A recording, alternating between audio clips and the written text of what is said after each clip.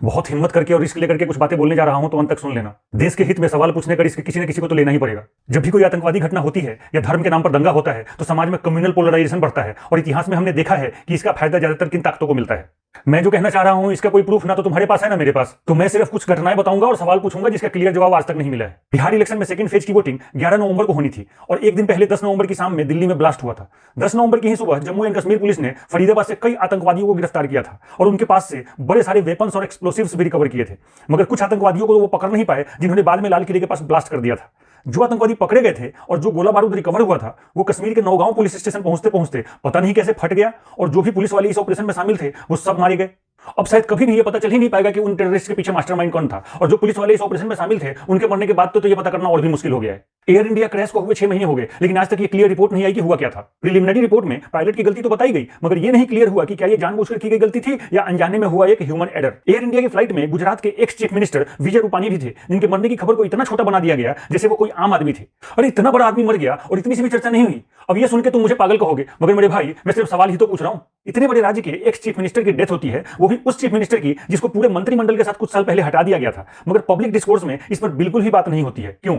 पहलगांव हमले में भी 26 लोगों के मरने के बाद और इसके लगभग 8 महीने बीत जाने के बाद भी कई सवाल आज तक कायम हैं। जैसे कि जब लोकल एडमिनिस्ट्रेशन ने बैसरन वैली को बंद किया हुआ था तो फिर टूरिस्ट वहां पहुंचे कैसे, और जब हजारों लोग वहां जा ही रहे थे तो कोई सिक्योरिटी क्यों नहीं थी। कोई भी एजेंसी अगर इन सवालों की जांच प्रोफेशनली करती तो वो आतंकवादियों को जिंदा पकड़ती और उसके मास्टरमाइंड तक पहुंचती, बिल्कुल वैसे ही जैसे हमने कसाब को पकड़ा था और उसके मुंह से पाकिस्तान का नाम उगलवाया था, तब जाकर पूरी दुनिया के सामने पाकिस्तान नंगा हुआ था।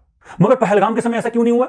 सभी आतंकवादियों का एनकाउंटर कर दिया गया और उनका घर बुलडोजर से गिरा दिया गया। आतंकवादी जिंदा पकड़े जाते और उनके घर की तलाशी होती तो जो भी सबूत निकलते उनसे ये क्लियर होता कि ये किसका किया धरा है और क्या इसमें पाकिस्तान का कोई हाथ है। फिर हमने ऑपरेशन सिंदूर किया जिसमें दुनिया का कोई भी देश हमारे समर्थन में नहीं आया क्योंकि हमारे पास पाकिस्तान के खिलाफ शायद कोई सबूत नहीं था। और हमें आज तक ये भी तो क्लियर नहीं बताया गया कि हमारा कितना नुकसान हुआ था और क्या हमारा कोई रफेल जेट गिरा था। और जब हम पाकिस्तान पे 20 साबित हो रहे थे तो ये सीज फायर का डिसीजन किसके द्वारा और क्यों लिया गया था। अब 2019 के पुलवामा हमले की बात करते हैं। वैसे तो आम पब्लिक को दिन रात सिक्योरिटी के नाम पे हैरेस किया जाता है, मगर पुलवामा हमले के समय सिक्योरिटी क्या सो रही थी कि 200 किलो आरडीएक्स से भरी गाड़ी आर्मी के काफिले तक पहुंच गई।